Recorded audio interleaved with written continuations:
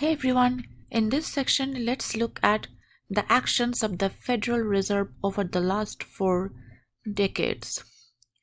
We see in periods of high inflation, the Fed will use a contractionary monetary policy to increase interest rates.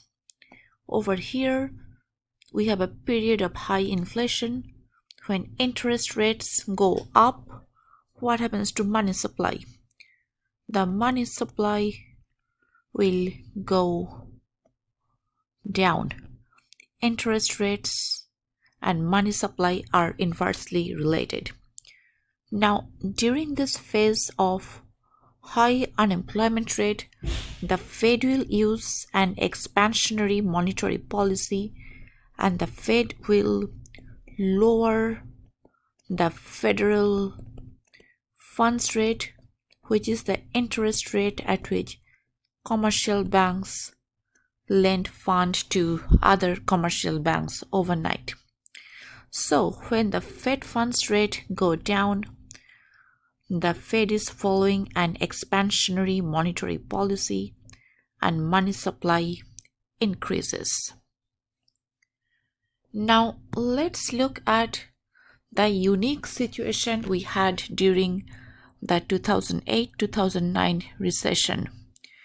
The Fed used quantitative easing, which is the purchase of long-run or long-term government and private mortgage-backed securities. Open market operation was the purchase of short-term government securities and bonds, and quantitative easing is the purchase of long-term government securities, and this was used during the 2008 recession. So another thing the Fed was purchasing was private mortgage-backed securities, which were considered as toxic assets during the recession.